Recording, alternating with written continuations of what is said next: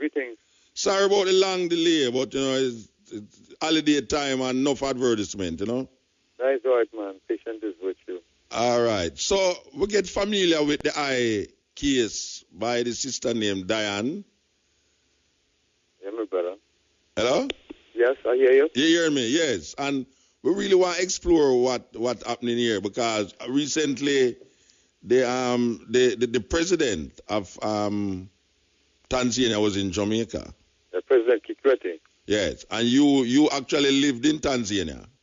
Yeah, I lived in Tanzania for several years. 7 years on my property and 7 years in prison. 7 years on your property? Yes. And 7 years in prison? Yes. Why 7 years in prison? Well, when I first bought the property, I had a lot of tribulations and stuff with my German neighbors.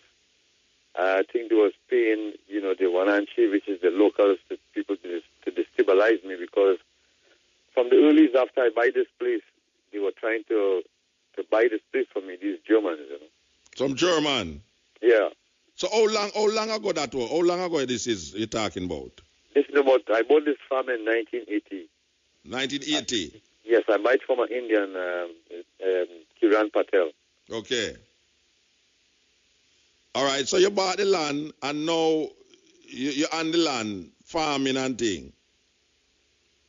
Well, before that, what happened is we wrote, when I was in Mombasa, I wrote Julius Nyerere, he was the president of Tanzania. At the time? Yes, at the time, the Honorable.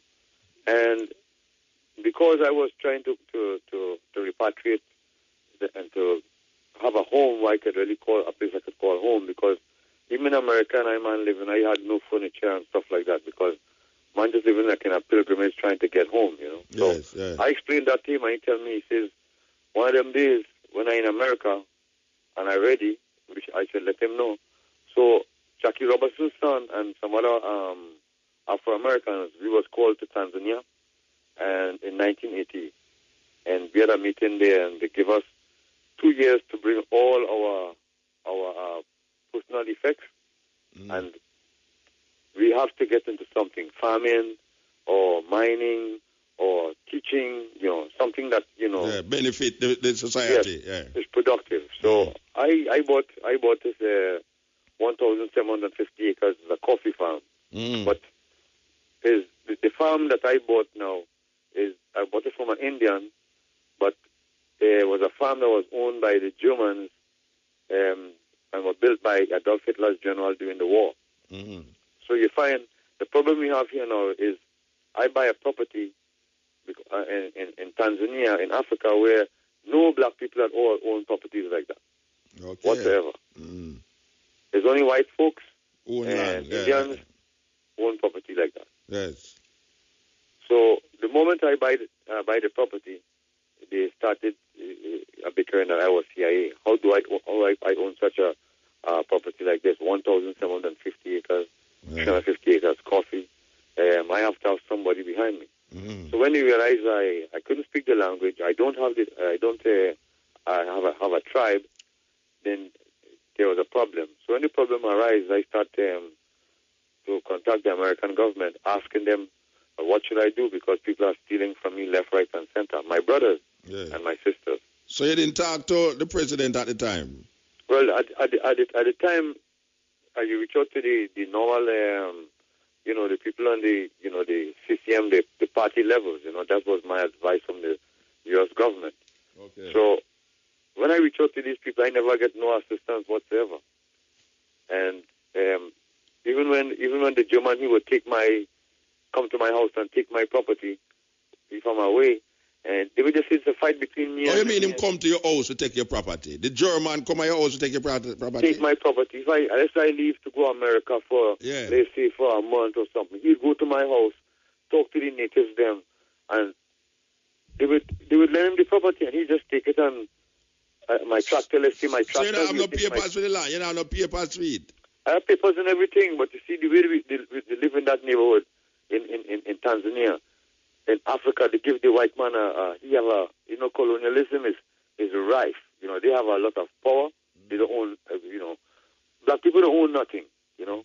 So, you know, me owning a property like that, most times they come to see my house, they ask who is the owner, and I show myself. They're asking, where's the manager? Because most of these properties, the owners don't even live there. Yeah, they live in foreign. Yeah. And they have these other white men manage the place, you know. Yeah.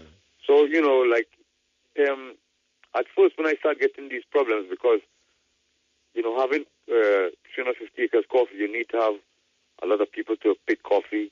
350 acres, you need hundreds of people to work at times. Yeah. So there's a, you know, fighting to get the people to work and stuff like that. So you used to employ a lot of people to pick the coffee? Yeah, you have to employ 200 people at some time. This is a estate, you know. There's 5 tractors. There's a combine harvester. There's a coffee factory. You know, and then they started to steal from me. They stole my 100 cows. They steal my 80 goats. You know, a lot of things start happening, just trying to get me to sell. To get them off of the land. Yeah, trying to get me to sell the property, because all my neighbors is Germans. My next door neighbor, the name of the property is Blackburn Estate, and me and him had a lot of problems, because when he take my property and I go to the police, and the police tell me, between you and him, you all are from foreign. I just take my gun, put it in my waist, and I go and just take my things and go out to my house with it. But he knows his mind, so he, you know, eventually me and him, we was at odds. You know what I mean? Yeah. So the district commissioner, whose name is Mr. Mkuchika, he would come to my house and talk to the people when I have labor problems. And this man right now, he's a minister of sports and culture. And when I was arrested, since the day I was arrested to now, this man don't know me. This is a man who I used to go to his house. His train used to call me uncle. And as soon as I was arrested, and they try to criminalize me, make me like I'm a bad person, because the big problem, my brother, is locks. You know, we have locks. If you have locks, first and foremost, you are a ganja smoker. And if you're a ganja smoker, ganja smokers are all crazy. So if I am so crazy, how it is I will take my $350,000 and buy a property that even the president in Tanzania, he don't want such a thing. So, you know, recently the case, my lawyer in Tanzania, who happened to be the human rights from the human organization, they investigated the case because the government started making claims after I spent 7 years in prison, 3 on death row. Wait there. Where you go to prison for? Well, these natives who are my brother-in-laws, because I married in Africa. I married a Mbulu woman. And my in-laws, they're the people who live at the bottom of the farm. So they work in the property during the daytime, and in the evening they go back to their property. But at night, they would come and steal my cows. They would, you know, and the German, he would pay them to even steal my machines and try to bury them, because they're trying to get me to leave. Yeah. So all you know is the German, they set them up to do that. All you know that. Because at the same time, I have this big-time German from Kenya coming to ask me to sell, and giving me prices like, $4 or $5 million, US dollars, because at that time, we had problems getting, gas and petrol and stuff to run the property. So, people are trying to sell, and some people, this is my home. Yeah. I come to live. I have to stick it out. Yeah. Because this is what I have. Yeah. You know, I left my restaurant in the USA, and all my things that I have accumulated to come to live here. Yeah. You know, because this is my home, my first home. Yeah. So you know that saying, them steal your goat and thing. Steal all my goats. We still try to find out how you reach a prison. Well, eventually, after I made about 30 arrests, nobody was prosecuted. Because many times, I don't go to court, to follow up and try to make a man get arrested for, Free the lads in they call it in Jamaica. Because a man wife comes to you in the morning and asks you, brother, please, she come with the older man and ask you, please don't, make my husband go to jail because he will not come out. And really and truly, after he was arrested, I understand really what she was talking about, because you could go to jail in Africa for a small thing, but you don't ever come out. You just die in there, because the conditions are so bad, and the way people are treated like animals, So I never knew that, but everybody was my brother and sister. So even if a man did me wrong one time, I still give you a chance even to come back to work for me, because I come home. There's no way for me to go. I have to be one with you. And because I don't have a tribe, and they are my people, any man who talks to me in any kind of way and embrace me, I embrace him as my brother, because we don't know who our people is.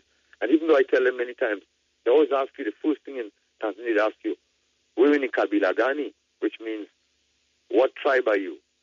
I always tell them I don't have any tribe. And then they ask me, how could a human being not have a tribe? So this is where slavery comes in. Now, I'm not asking for 40 acres and a mule. I'm asking for my home that I've worked over all these years, and then I've traveled I started from Gambia. Yeah, but wait, you still not tell me why them lock you up, They locked me up them because, accuse you? Because one after all these different arrests, one day I had this incident because I couldn't get any men to work for me at all. It was only the women and the children. So I went to the government, and they gave me a contractor who had the language of the natives, which is, these people are called Mbulu. They speak this Iraq. So this Mr. Daniel Yafan, we went to court, and with the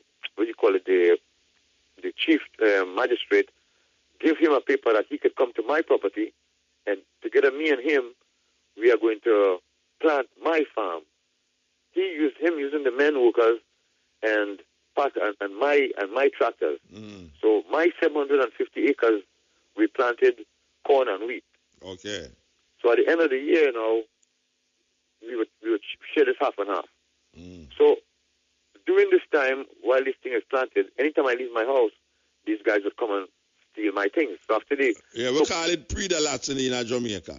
Yeah, so after they finish all my cows now and started taking off the galvanized from my houses and the doors from all my, because you have workers' houses and stuff. Take off all your door? All that, man. When you go up in the morning, all the windows gone, all the doors gone, they're taking that off. So when you go to the police, all the police could come and do is try to trace somebody. They might find the doors, lock up a man, stuff like that. But it just keeps going on and on. So eventually one day, I get word that these guys come into my house to take my guns then, because they always have guns at the house, always. It's supposed to have a gun on that property 24 hours because of elephants and, bandits, because there's no police station for about 15 miles, We use the police, use everything right around there. When there's a person gets sick, it's my cars take them to the hospital. If one of the villagers gets snake bite, it's my car take them to the hospital. If cows get stolen, it's I they're coming to. You know what I'm saying? So when I heard this news that these guys coming to my house, I can go to the police station. I got my woman, because my wife, my Tanzanian wife, and she had a dog and a rifle. We was going down to the quarters where I had given these men to stay there. They were staying there because that's where they were, keep all the equipment to do the job that they were doing as far as to, for the tractors and the medicines for the crops and stuff. Yeah. But that morning when I go there, I'm meeting men who are not supposed to be there. So right away now, because these guys, all my cows was gone and all my goats was gone, and they used to work for me before, right away I started making arrests. So I had Daniel's brother. I was armed. These guys had bow and arrows and cutlasses. So I started arresting them. It was about 13 of them. So I started arresting them, one after the other. The ones who was wanted. from before for stealing and other things. So I say, well, this thing has been going on too long. We have to put an end to this right away. We take them to the police, and we have to get some kind of help from the government because it's years they've been robbing me. Now I don't have no cows. You know, they had shot my guard in the face with an arrow. The arrow went straight through his face and not somewhere into his head or something like that. It sounds like he had some deep part of Tanzania, man. Beg pardon? It sounds like he was in some deep part of Tanzania. But I live right on the bank of Ngorongoro Crater. If you know in Ngorongoro Crater, in the evening, there's no lights in Ngorongoro, and only thing you will meet in the evening after 4 or 5 o'clock is, or during the daytime, you can meet an elephant, you can meet lions, you can meet any kind of animals in Africa. So a man has to be brave, walk with God. You know, so I man don't have no fear because I praise the Most High. Okay. And I have a duty. My duty is to repatriate. Even now, even though when I went to Ghana, they caught me, they robbed me, I still go back.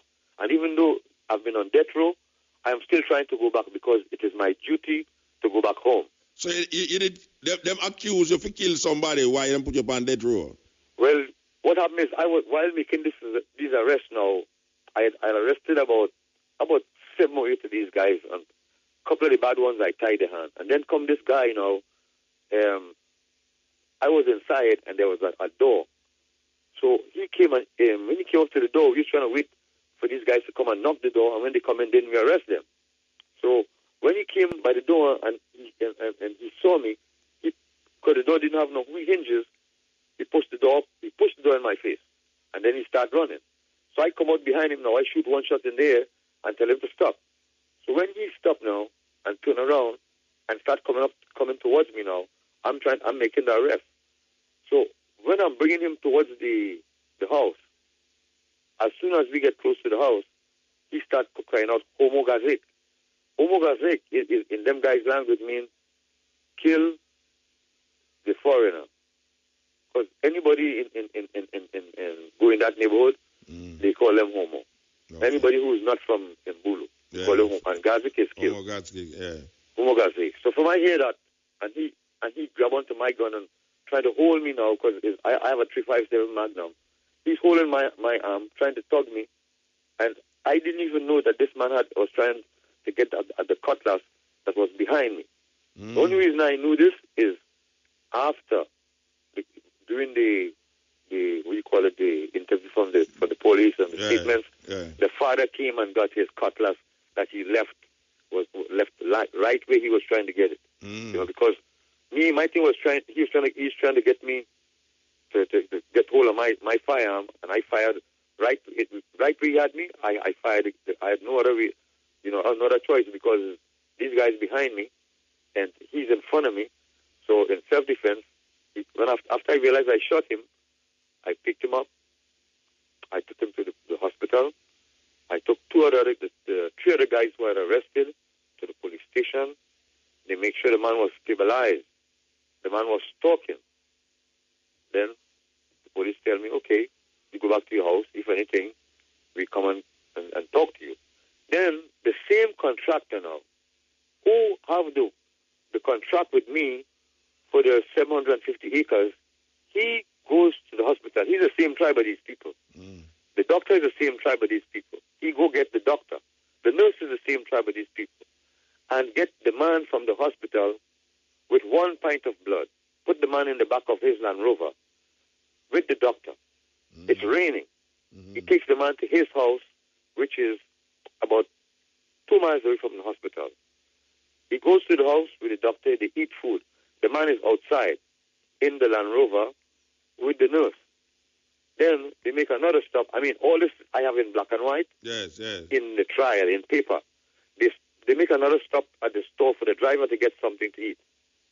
After the driver gets something to eat, they proceed to a place called Motuambo, which is a deep down. If I tell you these roads, at that time, maybe they have the roads paved now, but at that time, it's raining and these are unpaved roads.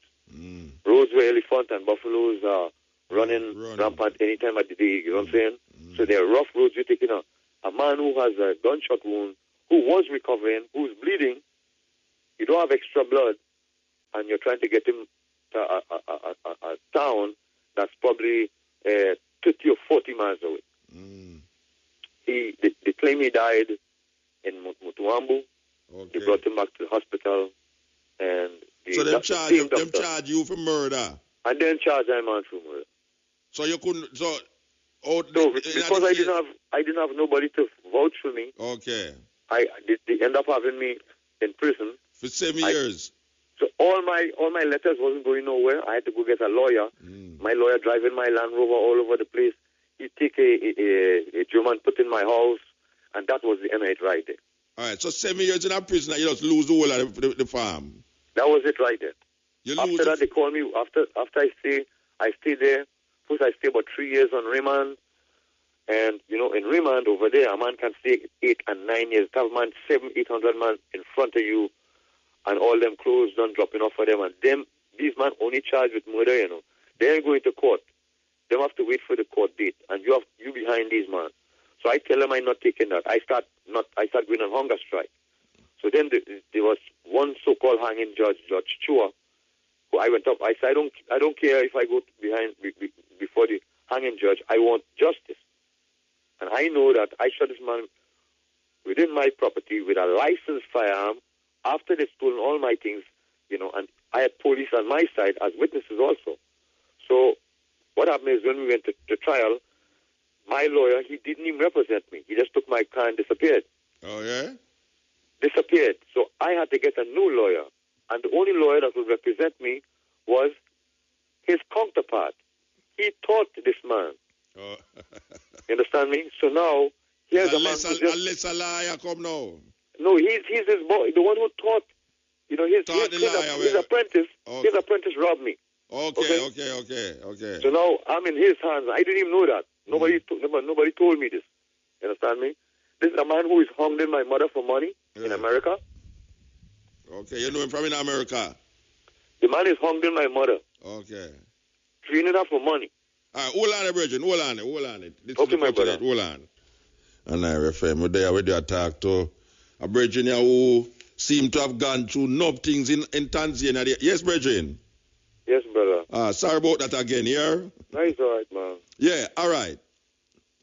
I listen to the story and it really sounds weird, if you know, say, yeah, you pack up, you're going to this country, and then all of that was taken away, you got prison. All right. When you come out of prison, them deport you, how that go? Well, when I was pardoned by President Ali Hassan Mani. Oh, you was pardoned? Yes, our presidential pardon, because man and man know that one of them days the people is going to go before the president. And if you check the witnesses that really sent a man to death row, because the jury find me not guilty, and that one witness who say he didn't see, and then change their mind after the court recess. There is no way to find a man guilty for, much more to send him to death row for something like that. You know what I mean? Yeah. So when the papers reached the president, eventually, my mother was, bless her soul, she was fighting for him on this other side here with the government, with Trinidad and Tobago. So them is a real banana plantation government. Them really, if you really have a government like that, you'll really, they have some hard time because them will do nothing, in a daytime. It takes years to do a small thing. Yeah. So, while my mother turned on now, and I'm saying my prayers and all them things, it just so happened that, there's free certain amount of prisoners a year, and, it was my turn to reach up, and the president had to make a decision at time, man, because there was popping neck at that time to make it free. Yeah. Because when he's a Muslim, and when he's going on to Mecca, so much people must die and so much people must be free. Okay. So like the when they come and take 5 men at night to hang them, the next morning they were free about 10 more.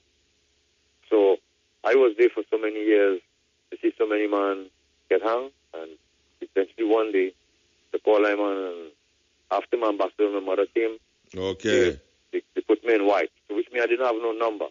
And the thick man sent me to a prison called Tegola Simba, which means the lion's trap with no fence, which means if I go out there now and I didn't make no noise, I would have been still out there living like some African, but everybody forget, because you can marry out there, and just live with cows on them. Okay. And you wouldn't get no justice, but it's like an exile. It's like an exile thing. Exile, yes. Yeah. So I went over there too, and I fast over there. I didn't know. I refused the food, so they bring me back to town again, and I start to fight them afresh again.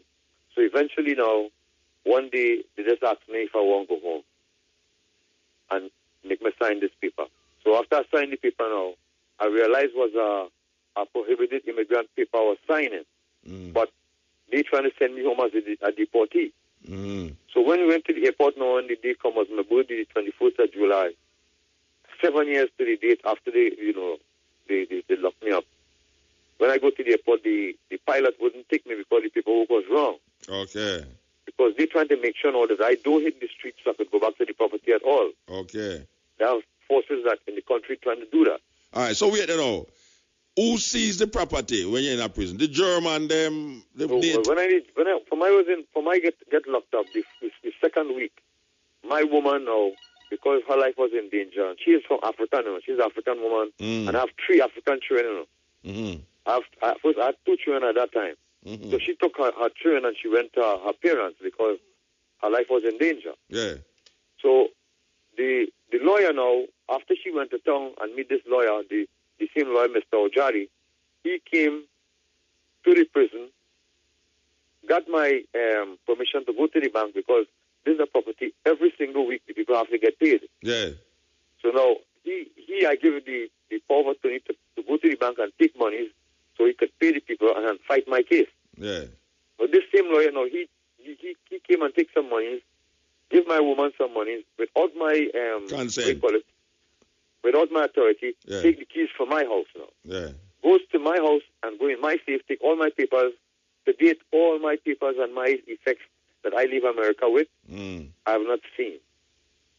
My woman starts to talk about, she see people walking, wearing my tracksuits in the street. They start selling my clothes in the market. Buy your tracksuit. Yes, all suit, all my suit and my biscuit, everything. Yeah, I have everything sell out. People are just selling goods, my things left and right, things I take. Years and years to accumulate. All my children's clothing, my woman's clothing, everything was sold. All right, so how long ago them deport you?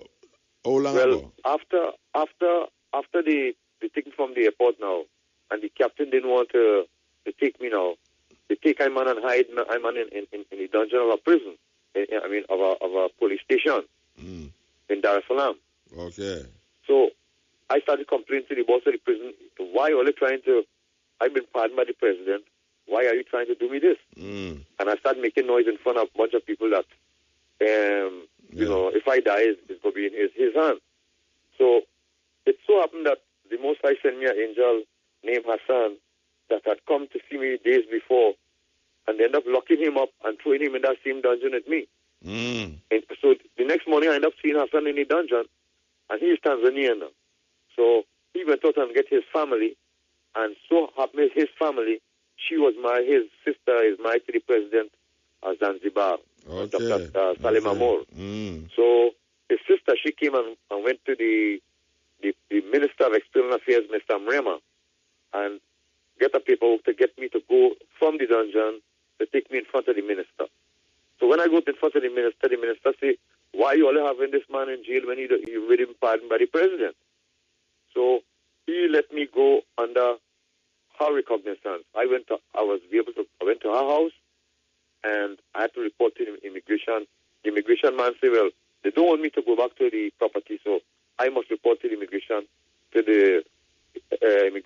every single day. So every single day I had to go to report to the immigration, and I was under house arrest. And that's for how long now? After how long? That was for about 1 month. So that is at that time now I had a chance to see my wife and my 2 children, and my last daughter. She is now 15 years old. I have never seen her. She was born in Tanzania. I came back about 1 month after they put me in a plane, and they sent me back to Trinidad via Venezuela with 1 suit of clothes on my back, and tells me I can go home to my country, and then I can come back to fight for my rights. All right.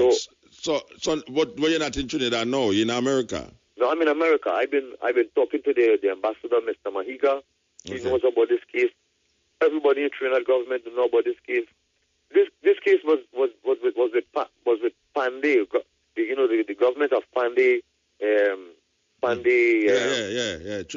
Yes. He had one term, right? And then Mr. Manning had a term after Mr. Robinson.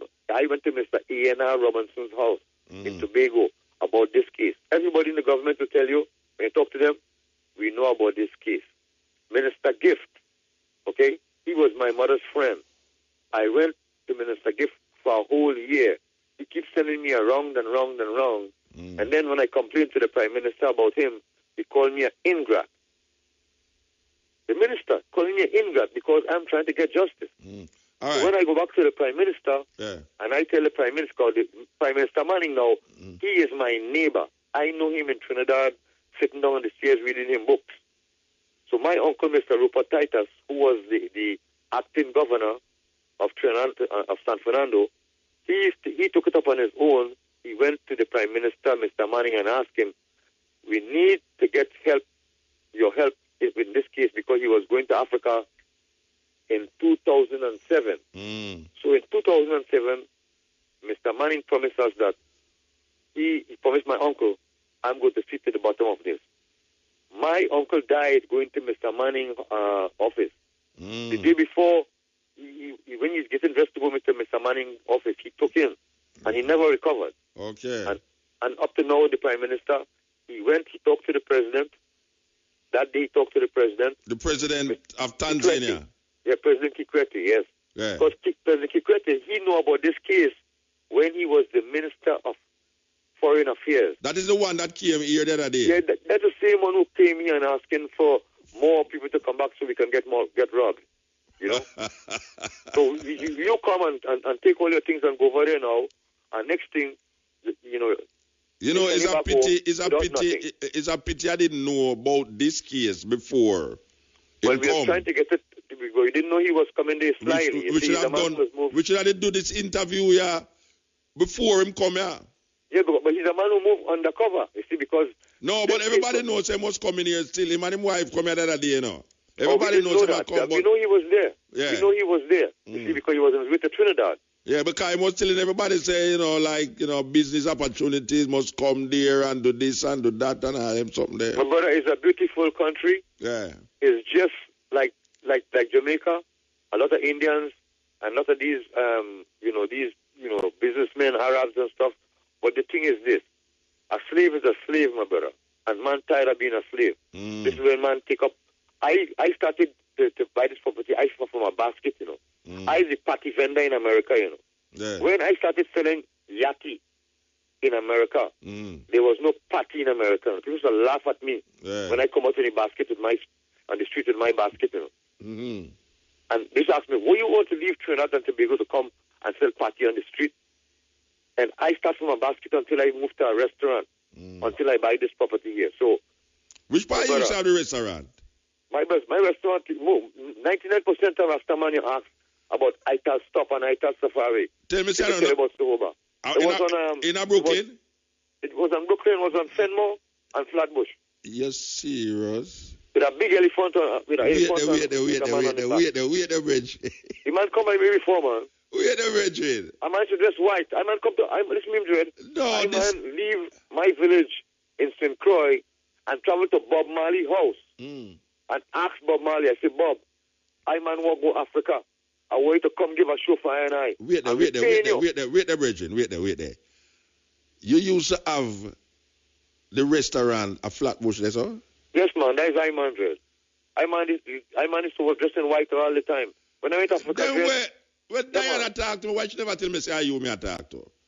Well, but she probably didn't know you know me like that, but but when I say no, my brain start to get mind-boggling, I know, because Diana talked to me about you, but she never tell me, say, you used to run restaurant at Flatbush, yes, man. Yeah, man. That's the restaurant I man do all my things from, man. I tell Safari. But the first one was I tell Stop. Yeah. And I man give it to some man, and I gave them the whole recipe. And I man went from Gambia. That's when I reached to Gambia now. They tell I man, they don't want oil in America, so we do want oil over here. And that time, they don't want no dreads over there. Them times, you know what I mean? Yeah. And when I reach... Well, most places never did want the Rasta them come there still. Most of them... But when I get to Ghana, it's at 5 Rastaman living in Ghana. Mm. And... No, you have hundreds of Rasta living in Ghana. All my brethren who used to work with them, man, they live in Ghana. 50 and hundreds Konata, of Rasta all living in Ghana. They live in Ghana. Thousands in South Africa. Yeah, I have my brethren them Jabu them. Them in Ethiopia. Yes. Because all I do is preach about repatriation because repatriations are must. Yeah, the brethren who own the hotel there in a Panchachamaniland, at Trinidad him come from. Yeah, that's Zebi. Yeah, 12 tribe brethren. Yeah, man. Wait, hold on, brethren, hold on. This is the continent and hold on. Yeah, brethren. Blessed Ruth, blessed. You know, a brethren just called me a while ago from New York and say the restaurant where me used to go up on Flatbush, it wasn't yours because you did already leave. Yeah. Him say, when me start come to New York, you did already leave. Yeah, man. So man to run it 5 months still. It's a different restaurant. Him say it's not your one, not the one I used to come. Anyway, all right. So, no, you're back in America. Yeah, man. All right. And you try do some things now for recover your land or just, what you trying to do? I'm trying to recover my property and transfer my daughter and them things because we're not really up against the government because the last time this government, this president here, he knew about this case here when he was the Minister of Foreign Affairs. And the Minister of Foreign Affairs now, Minister Membe, he's a man now.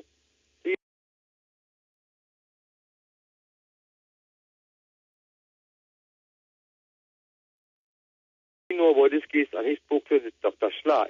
I have a video up right now. If you see the last Shamba, there's a video up that has a priest. He was an ex-priest for the same neighborhood. Right now, he's a member of parliament for this neighborhood, for my neighborhood where the property is. Okay. Which is called, Karatu. So the Germans, them still on the property? Yeah, man. Yeah, but here I tell you, right now, this priest, he's on the video saying that I used to own this property and he knew me when he was a priest. Okay. And he's telling the reason why this thing is not going forward is because the government. Because Minister Membe had spoken to him and was coming to America in about 2 years ago, and him and the ambassador, Mr. Mahiga, we met together in downtown Manhattan. And this man is meeting with me. The first thing this man tells me is, I didn't kill a dog or a cat. It's a human being I killed. Even though when this man left Tanzania, it was clearly that the government said that it's 2 different cases. One case is, I already served time for that already, and that is passed. This is a case about my property. But as soon as this man come here, he came and tells me that in front of the ambassador and the people who was there, that I didn't kill a dog or a cat, it's a human being I killed. But he promised now that my investigator, and Diane, he was there also, that in 1 week time he was going to put somebody to investigate the case. He did put a lawyer, and he's going to tell me which part the title deed, who was the title deed, because I had left the title deed in the bank. So he promised me in 1 week he will find out about this thing. This man, while this man is talking to me, the German who my lawyer, Ms. Basimba, from the Human Rights Organization, was trying to evict via the police, but the police now didn't want to do anything that any court order she got from to give the police. The police didn't want to make any moves at all. So she wanted to talk to the president about this. So while I'm talking to the minister here, and he goes back home and has this lawyer of his investigate the case, the German said he reportedly changed the name of the property from in the Mackay estate to another name, and then he has a Greek there now who's advertising the property on the internet. For sale? He sold the property, it's claimed. So him have a paper for sure say the property, when him change the name, is that the property name?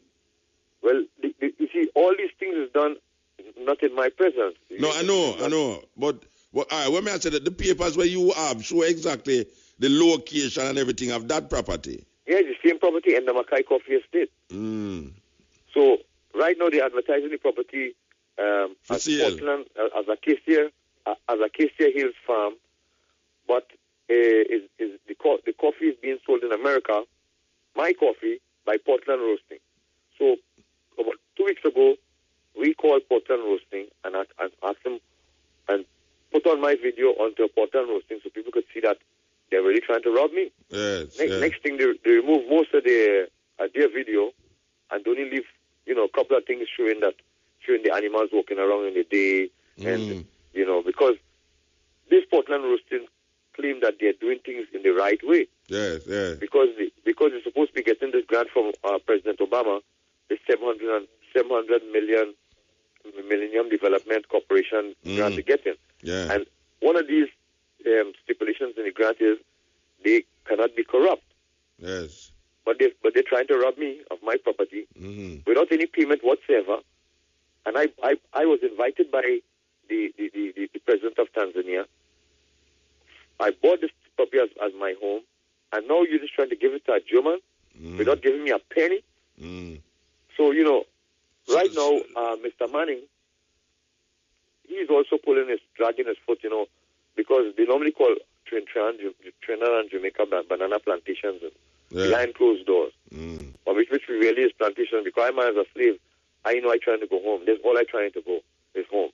You know what I mean? I know I have to fight them when I get there to retain what is mine, because, my brother, we wasn't just sent over here by the white man and grab us. No. We were sold off, So once they really want me to come back, you know what I mean? Yeah. Especially to a situation where I as a boss, which means I run my things. Yeah. I have my everything you own my something. power. Yeah, like you own it. I have my own reservoir. Everything is mine. You understand me? 1,750 acres. I don't need none from the government. I only know electricity. And I didn't get this place for just me and my family. I get this place so me and my brethren can bring their parents and we come and live. You know what I'm saying? Repatriate home. Yeah. So now I get up, because my first place was 10,000 acres, That was property I was buying before. There's a place close to Arusha named Moja Estate. I was buying from this other Indian. 10,000 acre? Yeah, 10,000 acre. So what happened there, so? Why never get it? Well, I left that now for this other one because this one is in the mountain. Okay.